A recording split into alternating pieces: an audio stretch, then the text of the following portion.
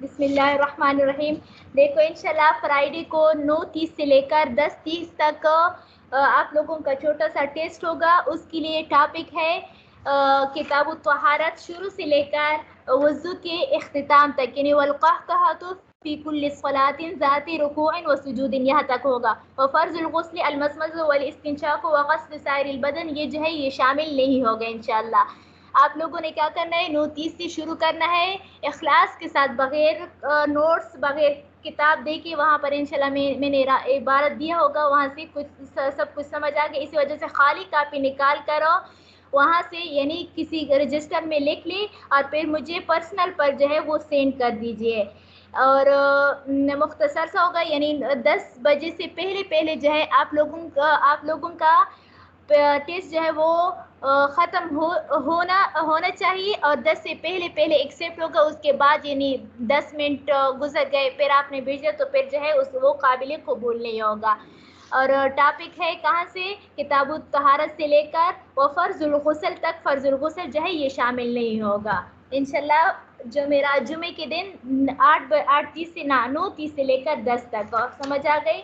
उसके बाद आप लोगों बाकी काम करें। चलो शुरू करते हैं। सही है, बाकी कोई सवाल तो नहीं करना इस बारे में?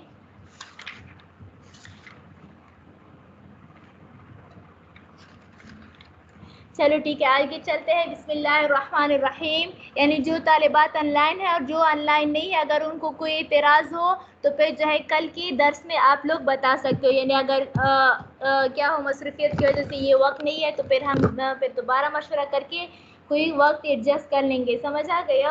चलो शुरू करते हैं। बिस्मिल्लाहिर्रहमानिर्रहीम। रब्बी इश्रह ली सदरी व यस्सिर ली अमरी वहलुल उक़दतम मिन लिसानी यफ़क़हू क़ौली। रब्बी ज़िदनी इल्मा।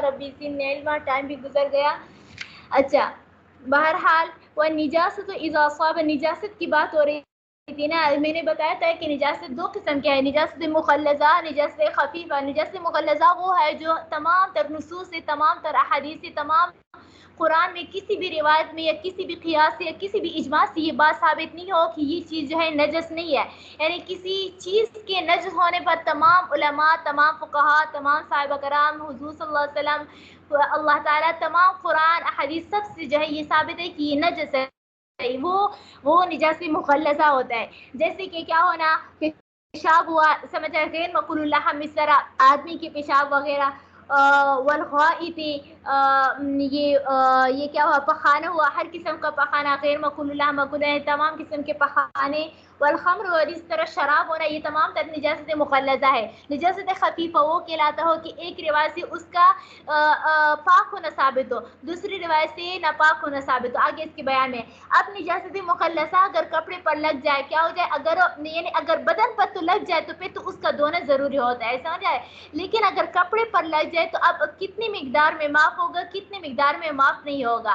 तो अब देखो, अब अगर वो जो है यानी दिरहम का मिक़दार जो है, निजासत मुग़ल्लज़ा में दिरहम का मिक़दार है, दिरहम, समझ आ गया। और दिरहम का उमूमी तौर पर हम जो हथेली में, जब हम हथेली में जो वो अंदर का घुसी हुई जो क्या होता है, यानी ये हथेली जो होती है ना, हथेली में जो अंदर का जो दरहम जैसे सुराख जो बनता है, थोड़ा सा नीचे रखा हुआ, समझ आ गए। तो यानी हथेली की बकदर जो होता है यानी हथेली के दरमियान का जो हिस्सा होता है, इसी को दिरहम के बराबर हम रखते हैं, समझ आ गए। यानी फुक़हा रखते हैं कि अगर कोई निजासत, क्या निजासत मुग़ल्लज़ा कपड़े पर लग जाए, बस अगर वो दिरहम की बकदर या दिरहम से कम हो, तब तो उस कपड़े में जो है बगैर धोई हुई इसमें नमाज पढ़ना जो है दुरुस्त होगा। लेकिन अगर वो दिरहम से ज़्यादा हो तो फिर जो है बगैर धोई जो है वो क्या होगा, दुरुस्त नहीं होगा। अगर पढ़ ली तो उस नमाज का इआदा लाजिम होगा।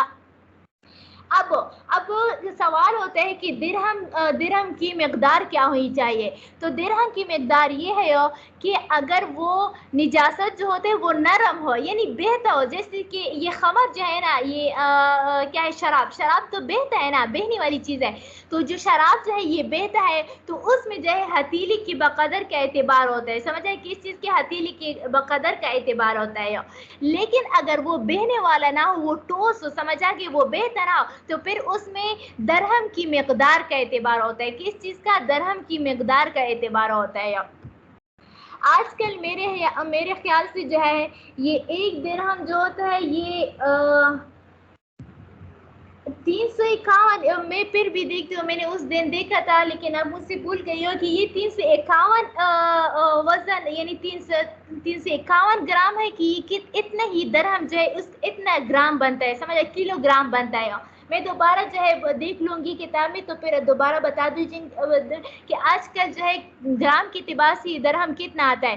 بہرحال اگر نرم ہو تو پھر ہتھیلی کا اعتبار ہوگا کہ اگر ہتھیلی کی بقدر جو ہے یا اس سے کم جو ہے نجاست ہو، نجاست مغلظہ ہو، تو پھر جو ہے وہ کیا اگر کپڑے پر لگ جائے تو پھر معاف ہوگا، اگر اس سے زیادہ ہو تو پھر نہ۔ لیکن اگر وہ جو ہے بہنے والا نہ ہو یعنی نرم نہ ہو، سخت ہو، وہ نجاست خلیصہ، جیسے کہ یہ پخانہ کبھی کبھار پخانہ سخت ہوتا ہے نا، تو پھر اس میں جو ہے وہ کیا ہوتا ہے وزن کا اعتبار ہوگا، یعنی اگر درہم کی بقدر وہ وزن ہو تو پھر جو ہے وہ کیا ہوگا معاف ہوگا، ورنہ معاف نہیں ہوگا۔ یہ تو نجاست مغلظہ کا حکم ہے۔ اب سوال ہوتا ہے کہ ہمیں تو ہم ہر نجاست کو تو تولا تو نہیں جا سکتے ہیں، نہیں تولا جا سکتے نا، تو اس کا جواب یہ ہے کہ مفترض بھی جو ہے اگر وہ سمجھے کہ یہ درہم کی وزن کی بقدر ہو سکتا ہے تو پھر درہم کی بقدر ہوگا، اگر وہ نہیں کہتے کہ درہم سے کم ہوگا تو پھر جو ہے درہم سے کم ہوگا، مبتلا بھی کا اعتبار ہوگا، مبتلا بھی، سمجھ آ گئی۔ اچھا دیکھو عبارت کو، ومن اصابته من النجاسة المخلطة، اگر کسی کو پہنچ جائے کیا کسی کے کپڑے کو کسی کے کپڑے کو نجاست مخلط پہنچ جائے، جیسے فقدم، جیسے خون، والبول پیشاب، والغائط پخانہ، والخمر کیا شراب، مقدار الدرہم تو درہم کی مقدار کا اعتبار ہوگا، وما دونہ، اور اگر اس سے کم ہو یا درہم کی بقدر ہو تو پھر جو ہے اس میں نماز پڑھنا جائز ہوگا، جائز الصلاۃ معہ، تو اس کے ساتھ نماز پڑھنا جائز ہوگا، ان زاد لم یجوز، اگر اس سے زیادہ ہو درہم سے زیادہ ہو تو پھر جائز نہیں ہوگا۔ پھر دوسری نمبر پر نجاست نجاست خفیفہ، اگر نجاست خفیفہ جو ہے وہ کیا ہو جائے، نجاست خفیفہ سے مراد جو ہے مقول جیسے گائے جو ہے مقول اللحم ہے نا، اس کا کھانا جو ہے وہ حلال ہے، تو اگر مقول اللحم کا جانور جو ہے یہ نجاست خفیفہ، اس کا پیشاب جو ہے پخانہ نہیں صرف پیشاب ہو، وہ جو ہے مخففہ ہے۔ مخففہ سے میں نے بتایا کہ جس میں روایات اختلاف ہوتے، دیکھو یہ مقول اللحم جانور کے بارے میں آتا ہے، ایک روایت سے معلوم ہوتا ہے کہ حضور صلی اللہ علیہ وسلم نے قبیلہ عرینہ والے لوگوں سے اس کے لیے جائز کرا دیا کہ اس کو پی لو، اس کو مل لو، تو پھر آپ لوگ جو ہے وہ شفایاب ہوگا۔ اللہ تعالیٰ آپ لوگوں کو توفیق دے، انشاءاللہ آگے حدیث میں جو ہے حدیث کی کتابوں میں انشاءاللہ یہ تفصیلاً جو ہے یہ روایت آپ لوگ پڑھ لیں گے۔ جبکہ دوسری حدیث میں آتا ہے کہ قبر کے عذاب میں سے قبر کا زیادہ تر عذاب جو ہے وہ کیا ہوتا ہے، یہ کیا ہوتے ہیں، پیشاب کی چینٹیوں سے پڑتا ہے، تو ظاہر سی بات ہے انسان کی چینٹی تو سب کو معلوم ہے کہ ناپاک ہے، تو یہ گائے ہی کی چینٹی مراد ہوتی ہے، سمجھ آئے۔ ایک حدیث میں بھی آتا ہے کہ ایک صحابی جو ہے وہ بہت زیادہ متقی تھے، لیکن اس کو صرف وہ جب وہ بکریاں چراتے تھے تو بکریوں کی یعنی پیشاب کی چینٹی جو ہے ان سے نہیں بچتی تھی، تو اسی وجہ سے اس کا تھوڑا سا قبر نے اس کو بوجھ دیا تھا، سمجھ آئے، تھوڑا سا دبا دیا تھا، پھر چھوڑ دیا، کیونکہ صحابی ہے نا، صحابی کے بارے میں تو وعدہ ہے کہ وہ جنت کے لیے جنت ہوں گے، یعنی بخش بخشائے ہوں گے۔ اچھا بہرحال تو چونکہ ایک روایت سے ثابت ہے کہ یہ ناپاک ہے، دوسری روایت سے ثابت ہوتا ہے کہ یہ پاک ہے، تو چونکہ روایت کے اختلاف کی وجہ سے نجاست مخففہ ہے۔ اب اگر کپڑے پر نجاست مخففہ لگ جائے تو اب کیا حکم ہوگا، سمجھ آ گئے؟ تو اس کا حکم یہ ہے کہ اس میں ہر عضو نا، یعنی یہ ہاتھ جو ہے نا، یہ آستین جو ہے یہ ایک عضو کا اعتبار ہوتا ہے، اس طرح دامن جو ہے ایک عضو کا اعتبار، یہ بیک سائڈ جو ہوتا ہے یہ بھی ایک عضو کا اعتبار، یعنی اس کا اعتبار، تو بس ہر عضو کی چوتھائی کا اعتبار ہوگا، یعنی اگر ہر عضو میں چوتھائی کے برابر، دیکھ اس میں یہ ہے، اس میں درہم میں یہ تھا کہ درہم کی بقدر یا درہم سے کم ہو تب معاف ہوگا، اگر درہم سے زیادہ ہو تب معاف نہیں ہوتا، لیکن اس میں جو ہے نا نجاست مخففہ، یہ بات یاد رکھو کہ اگر چوتھائی کی بقدر ہو یا چوتھائی سے زیادہ ہو تب معاف نہیں ہوتا، صرف اگر چوتھائی سے کم ہو تب معاف ہوتا ہے، سمجھا کہ چوتھائی کی بقدر بھی معاف نہیں ہوگا، جبکہ درہم کی بقدر جو ہوتے ہیں وہ معاف ہو جاتا ہے۔ اچھا تو اب دیکھو اگر آستین میں تو ہمیں پتہ چلتا ہے، اب آستین میں جو ہے وہ ہمارے کپڑے میں آستین پر نجاست لگ گئے، تو اس میں اگر وہ نجاست جو ہے وہ کیا ہوتا ہے چوتھائی، یعنی ہم آستین کو 4 حصوں پر کر لیں گے، اب اگر وہ نجاست جو ہے وہ چوتھائی سے کم آتا ہو، سمجھا کہ چوتھائی سے کم آتا ہو تو پھر تو اس میں نماز پڑھنا جائز ہو جائے گا، لیکن اگر چوتھائی کے برابر یا چوتھائی سے زیادہ آتا ہو تو پھر جو ہے یہ معاف نہیں ہوگا۔ اور اسی طرح یہ چھوٹے بچے کی پیشاب جو ہوتا ہے نا یہ بھی نجاست مخلصہ میں آتا ہے. کیا آتا ہے؟ نجاست مخلصہ میں آتا ہے. عورت یہ سمجھتے ہیں کہ یہ بچہ چونکہ شہوار ہے، یہ دودھ پیتا ہے، اسی وجہ سے اس کا یہ پیشاب جو ہے وہ ناپاک نہیں ہوتا. نہیں، کیوں نہیں ناپاک ہوتا ہے؟ یہ نجاست مخلصہ میں ہوتا ہے. اور اسی طرح اس کی وہ خے جو ہے، وہ جو خے کرتے ہیں نا، تو وہ بھی نجاست مخلصہ میں آتا ہے. اس کے بھی دونوں، اس میں درہم کا اعتبار ہو، چوتھائی کا اعتبار نہیں ہوگا. دیکھو وَإِنْ أَصَابَتْهُ نِجَاسَةٌ مُخَفَّفَةٌ وَإِنْ أَصَابَتْهُ نِجَاسَةٌ مُخَفَّفَةٌ اگر کسی کپڑے کو نجاست مخففہ لگ جائے، كَبَوْلٍ مَا يُوكَلُ لَحْمُهُ جیسے کہ یعنی ان جانوروں کا پیشاب جس کا گوشت کھایا جاتا ہے، جائز صلاۃ موت پہ اس کے ساتھ نماز پڑھنا جائز ہے. کب؟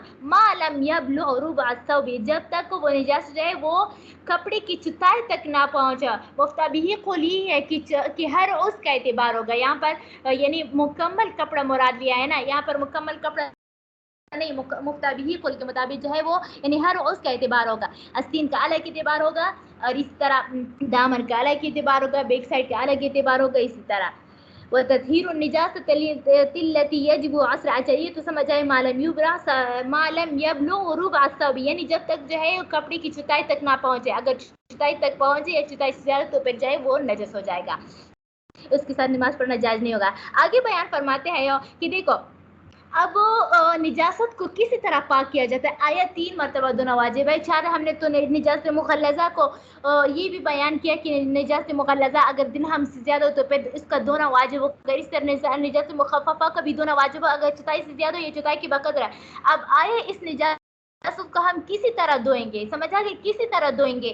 آیا 3 مرتبہ ڈالیں گے اس پر پانی، 2 مرتبہ ڈالیں گے، 4 مرتبہ، 8، 10 کتنے مرتبہ ڈالیں؟ تو اسی کے بارے میں مصنف رحمۃ اللہ علیہ بیان کرتے ہیں. وہ فرماتے ہیں کہ ہر وہ کپڑا جس کا دھونا واجب ہو جاتا ہے وہ 2 قسم کا، یعنی اس کا دھونا جو ہے 2 قسم کا ہوتا ہے. اب ہم دیکھیں گے کہ وہ نجاست جو ہے وہ یعنی اس نجاست کا دیکھنے کے اعتبار سے جو ہے 2 قسم کا ہے. نجاست مریعہ کیا؟ نجاست مریعہ یا نجاست مرئیۃ، عربی میں کہتے ہیں نجاست مرئیۃ، یعنی وہ نجاست جو ہمیں نظر آ رہا ہو یا جو کہ کیا ہوتے ہیں، جو کہ خشک کے بعد بھی کیا ہوتے ہیں اس کا اثر باقی ہو. کیا؟ خشک ہونے کے بعد اس کا اثر باقی ہو. اصل کو یہ ہے کہ یعنی نجاست مرئیۃ وہ نجاست جس کو ہم نظر آ رہا ہے، جو ہمیں نظر آ رہا ہو، جسمدار ہو، سمجھا کہ جسے خون ہوا ہمیں نظر آ رہا ہے نا. یہ شراب ہوا، شراب بھی نظر آ رہا ہے. اس طرح پخانا ہوا، یہ بھی نظر آ رہا ہے. اور سمجھا گئی ہو، چاہے وہ نجاست مخففہ ہو یا غلیظ ہے، اس کا اعتبار نہیں ہے. یعنی ہر وہ نجاست جو کہ نظر آ رہا ہو اس کو نجاست مرئیۃ کہتے ہیں. نجاست مرئیۃ کا حکم یہ ہے کہ اس کا دھونا جو ہے وہ ضروری ہوگا. سمجھ آئی؟ چاہے ایک مرتبے میں وہ چھوٹ جائے، یعنی اس کا زائل کرنا ضروری ہوگا. کیا ہوگا؟ اس کا زائل کرنا ضروری ہوگا. چاہے وہ پہلی مرتبے میں چھوٹ جائے یا چاہے دوسری مرتبے میں چھوٹ جائے، چاہے تیسری مرتبہ. لیکن یہ بات بھی یاد رکھو کہ اس داغ کا نکالنا ضروری نہیں ہے. کیا ہے؟ اس نجاست کا تو زائل کرنا ضروری ہے یہ، لیکن اس داغ کا نکالنا ضروری نہیں ہے. مطلب خون ہو گیا، خون جو ہے وہ بڑی مشکل سے جاتا ہے نا، جہاں تک کہ صابن نہ اس پر ملے. تو دیکھو اب ایک کیا ہے نجاست ہے جس کو پانی صرف ڈال کر مل لے تو وہ تو چلا تو جاتا ہے لیکن داغ دھبا چھوڑ لاتا ہے. اب اس کو داغ دھبے کو دور کرنے کے لیے صابن کی ضرورت ہوتی ہے، کیا ہوتی ہے یہ سرف وغیرہ کی ضرورت ہوتی ہے. تو اب اس داغ کو چھڑانا ضروری نہیں ہے. یعنی ہر وہ چیز جو کہ مطلقاً پانی سے تو جو ہے وہ دھل جاتا ہے، لیکن داغ دھبے کے لیے صابن دوسرے آلات کا ضرورت، صفائی کرنے کے آلات کی ضرورت ہوتی ہے. تو پھر اس داغ کا چھڑانا ضروری نہیں ہوتا. اگر وہ داغ نہ چھوٹے تب بھی اس کے ساتھ نماز پڑھنا جائز ہو جائے گا. سمجھا یہ کیا ہے؟ نجاست مرئیۃ. نجاست مرئیۃ کا حکم یہ ہے کہ اس کا زائل کرنا ضروری ہے. ہاں اگر بعض ایسے نجاسات ہوتا ہے جو کہ دھلنے کے ساتھ تو چلے جائیں گے لیکن وہ جو ہے داغ و دھبا چھوڑ لیتے ہیں. کیا ہوتے ہیں؟ داغ و دھبا چھوڑ لیتے ہیں. جیسے خون ہوا وہ داغ و دھبا ضرور چھوڑتے ہیں، تو پھر اس داغ و دھبا کا چھڑانا جو ہے وہ ضروری نہیں ہوتا ہے. دوسرا نجاست غیر مرئیۃ. کیا؟ نجاست غیر مرئیۃ. نجاست غیر مرئیۃ یعنی وہ نجاست جو کہ جسمدار نہ ہو، جو کہ ہمیں نظر نہ آ رہا ہو. سمجھا کیا؟ جو ہمیں نظر نہ آ رہا، جیسے پیشاب ہوا، پیشاب ہمیں نظر کہاں آ رہا ہے؟ ہمیں نظر نہیں آ رہا، اس کو تو جسم نہیں ہوتا نا، تو پھر اس کا حکم یہ ہے کہ زن غالب کا اعتبار ہوگا، زن غالب کا اعتبار ہوگا کہ اتنے اس پر پانی ڈالے جائے گی یہاں تک کہ ہمیں زن غالب ہو جائے کہ یہ کپڑا جو ہے وہ پاک ہوا ہے۔ فقہا نے ہمارے لیے آسانی کے لیے زن غالب پر زن غالب کو محمول کیا ہے 3 مرتبہ دھونے پر، یعنی اگر نجاست غیر مرئیہ ہو تو پھر جب اس کو 3 مرتبہ دھو لیا جائے اور پھر نہ چھوڑا جائے ہر مرتبہ، تو زن غالب یہ ہے کہ وہ پاک ہوا ہوگا۔ سمجھ آ گیا کیا؟ جیسے کہ آج کل مشین کا سسٹم ہے نا، یہ آٹومیٹک مشین کہا جائے، تو اسی میں بھی علماء فرماتے ہیں کہ اس کو 3 مرتبہ کیا رہے وہ چونکہ اس میں اسکینر بھی ہوتا ہے، سمجھ آ گیا؟ ایک مرتبہ ڈالے جاتے ہیں پانی صرف والے، پھر دوبارہ نہ چھوڑے جاتے ہیں، وہ خود نہ چھوڑتے ہیں، پھر دوبارہ پانی ڈالے جاتے ہیں، پھر نہ چھوڑتے ہیں، پھر دوبارہ پانی ڈالے، تو پھر 3 مرتبہ میں انشاءاللہ وہ پاک ہو جائے گا۔ یہ تب جب کہ کپڑے جو ہے اس میں ناپاک ہو، چونکہ اس میں اکثر جو ہے وہ بچوں کا پیشاب کا بھی ہوتا ہے اور دوسرے مردوں کی بھی کپڑے ہوتے ہیں، پتہ نہیں چلتا کہ وہ اس میں نجاسات ہے یا نہیں ہے نا، تو پھر اس میں جو ہے وہ کیا 3 مرتبہ میں علماء زن غالب کا اعتبار کرتے ہوئے زن غالب کو 3 مرتبہ پر محمول کرتے ہیں۔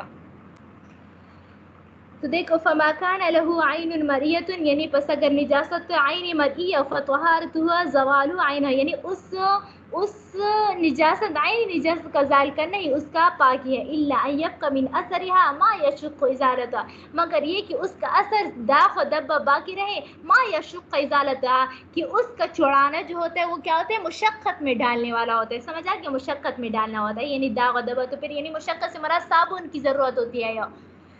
وما ليس له عین مرئیۃ، اور وہ نجاست جس کے لیے عین مرئیہ نہ ہو، یعنی اس کا جسمدار نہ ہو، ہمیں نظر نہ آتا، فطہارتها، پس اس کا طہارت اس کی پاکی ہے، ان یغسل حتی، کہ اس کو دھو لیا جائے، یہاں تک کہ یغلب علی ظن، یعنی ظن غالب یہ الغاسل، غاسل کا ظن غالب یہ انہ قد طہر، کہ اس نے اس کپڑے کو پاک کر لیا۔ اور میں نے بتا دیا کہ فقہا نے ہماری آسانی کے لیے ظن غالب کو 3 مرتبہ دھونے پر محمول کیا ہے۔ آگے فرماتے ہیں استنجا، استنجا جو کہ ہے وہ یہ استنجا نجون سے مشتق ہے، کیا ہے؟ نجون سے مشتق ہے، سبیلین سے نکلنے والی، یعنی سبیلین سے نکلنے والی یعنی سبیلین سے کیا ہے؟ یعنی شرمگاہ اور پیشاب کی جگہ سے نکلنے والی نجاست کے بعد اس کے دھونے کا نام کیا ہے؟ یہ کیا ہے؟ استنجا ہے۔ استنجا جو ہے ہمارے نزدیک سنت مؤکدہ ہے، کیا ہے؟ سنت مؤکدہ ہے۔ یہ تب سنت مؤکدہ ہے جب یعنی یہ نجاست پیشاب کا نجاست یا پخانہ کا نجاست جب وہ مخرج سے یعنی شرمگاہ سے نہ بڑھے، اگر اس سے بڑھ جائے تو پھر اس کا دھونا جو ہے وہ کیا ہوگا؟ واجب ہوگا۔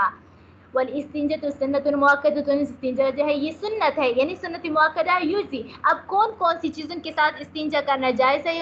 تو کہتے ہیں علماء فرماتی کہ 2 چیزوں کے ساتھ، پانی کے ساتھ اور اس طرح پتھر ڈیلے وغیرہ کے ساتھ بھی استنجا کرنا جائز ہے۔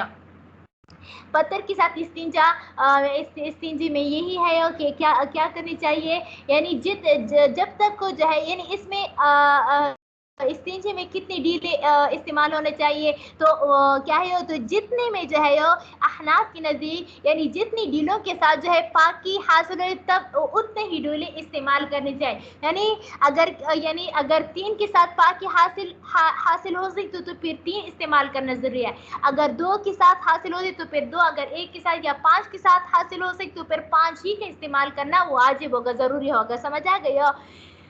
کیا مطلب یہ ہے کہ اصل میں کیا استنجے میں جو ہے کیا ہونی چاہیے؟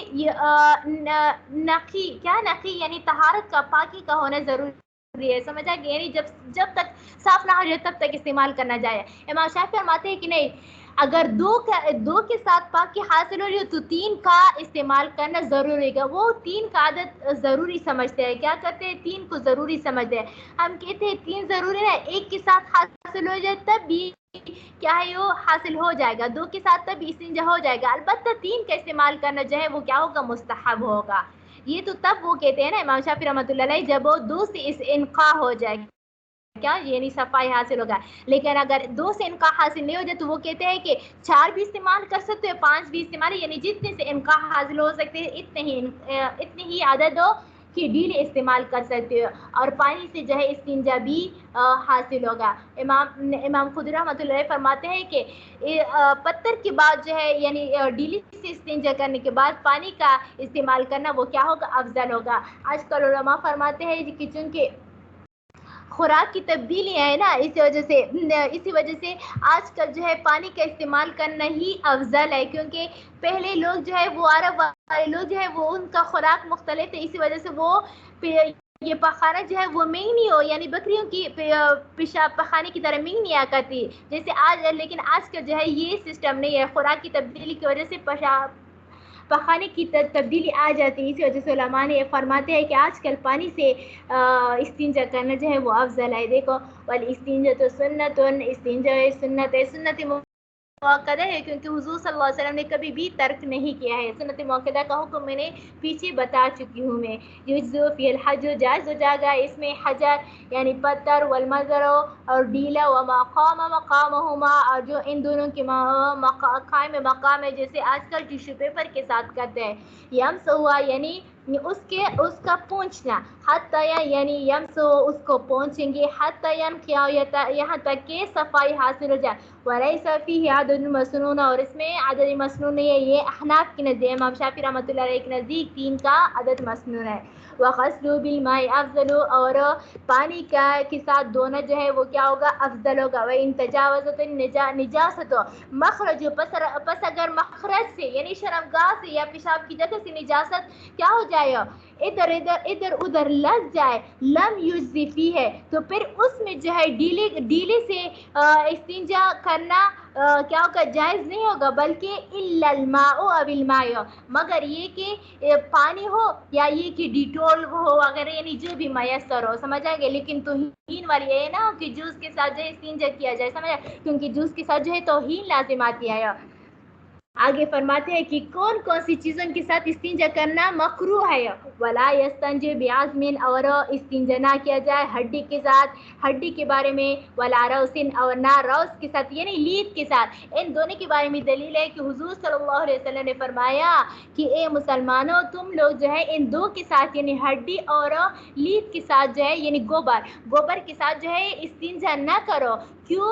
کیونکہ یہ جو ہے تمہارے بایو یعنی جناتوں کا خوراک ہے۔ تو بعض علماء فرماتے ہیں کہ جو ہڈیاں ہم پھینکتے ہیں نا، کھا کر جو ہے وہ پھینک لیتے ہیں، تو وہ یہ جنات کے لیے اس پر دوبارہ جو ہے اس ہڈیوں پر دوبارہ گوشت آ جاتا ہے۔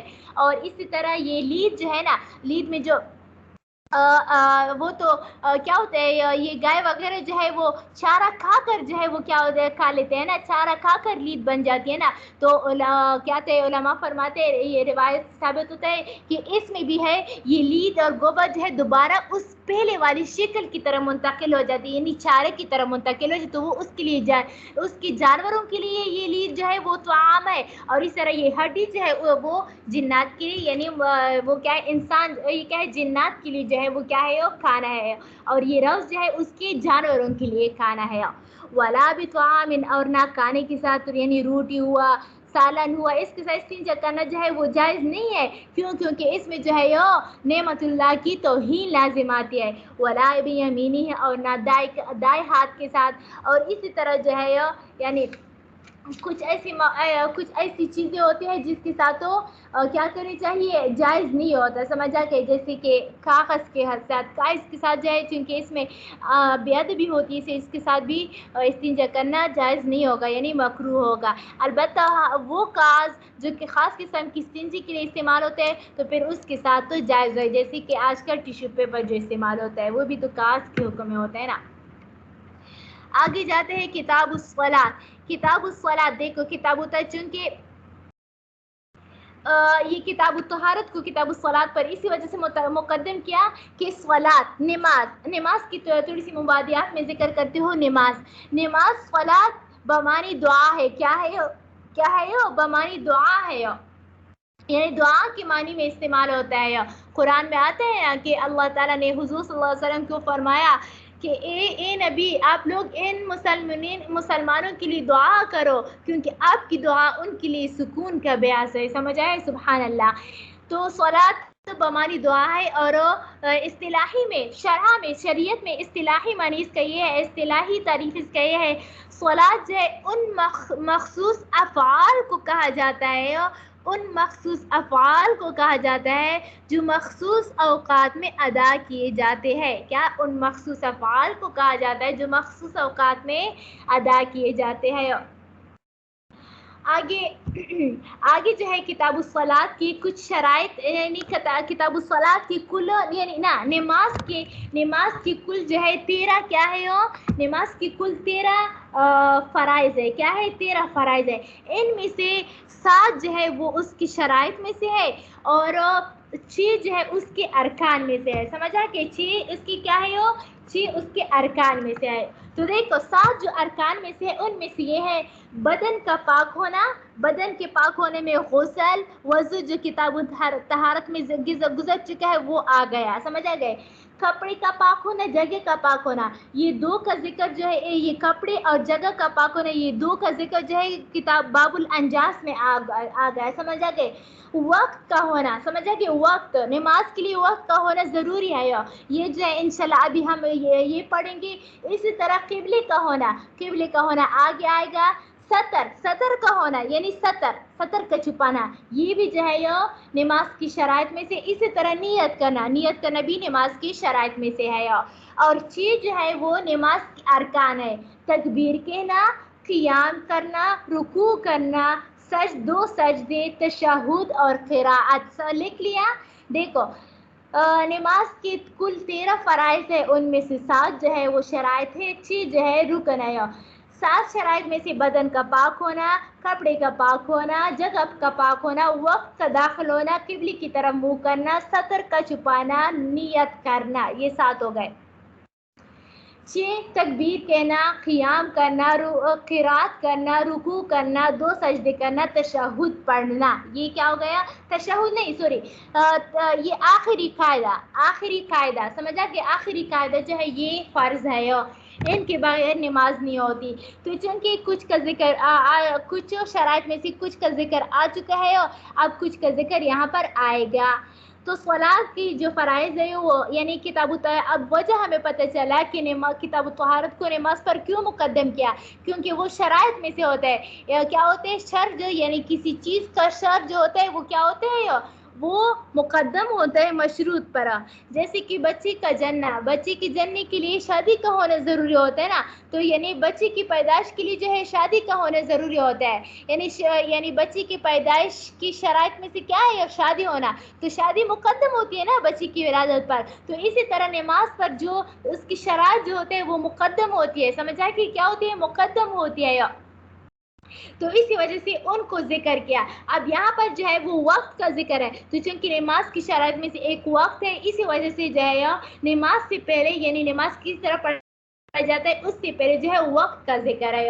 देखो कुरान में जो है वक्त यानी 5 वक्त की नमाज हम पर फर्ज है ना, 5 वक्त की नमाज, फजर, ज़ुहर, असर, मगरिब, इशा। अब फजर का कौन सा वक्त है, उसका कब फजर का वक्त कब से शुरू होता है, कब ख़त्म होता है, इसी तरह जो है ज़ुहर का कब से शुरू होता है, इसी तरह। तो यहाँ पर जो है और यानी एक जो है जवाज़ुल फजर, यानी एक जवाज़ुस सलात होती है, मुस्तहबुस सलात, यानी इतने वक्त से लेकर इस वक्त तक जो है इसके दरमियान नमाज पढ़ना जायज़ होगा। अगर इससे आगे पीछे हो गए तो फिर नमाज क़ज़ा होगी। समझ आएगी? ये तो जायज़ुल वक्त है ना, जवाज़ुल वक्त। ये जो है मुस्तहबुल वक्त, यानी इस वक्त से लेकर इस वक्त, इस दरमियानी वक्त में नमाज पढ़ना मुस्तहब है। आगे पीछे तो जायज़ होता है, लेकिन इतने में जो है मुस्तहब है। इस बाब में जो है हम इन 2 का बयान पढ़ेंगे।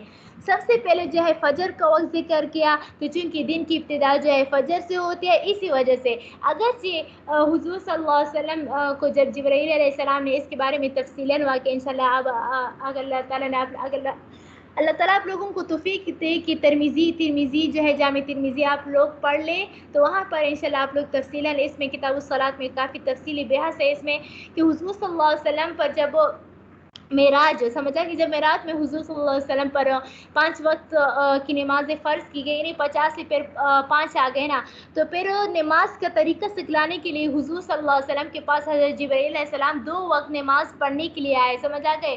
खाना मतवाफ में समझ आए, मक्का मस्जिदुल हराम में जो है वो 2 वक्त में इमाम कौन था? जिब्रील अलैहिस्सलाम था, और मुक्तदी जो था वो क्या था? हुजूर सल्लल्लाहु अलैहि वसल्लम था। पहले वक्त पहले दिन में जो है सारे 5 वक्त की नमाज जो है अव्वल औकात में पढ़े, समझ, ताकि पता चले कि यहाँ से जो है वक्त नमाज की औकात शुरू होते हैं, और फिर दूसरे दिन में जो है वो सारे आखिरी वक्त में नमाज पढ़े, ताकि पता चले कि यहाँ तक जो है नमाज होती है, इसके बाद तक नमाज नहीं होती।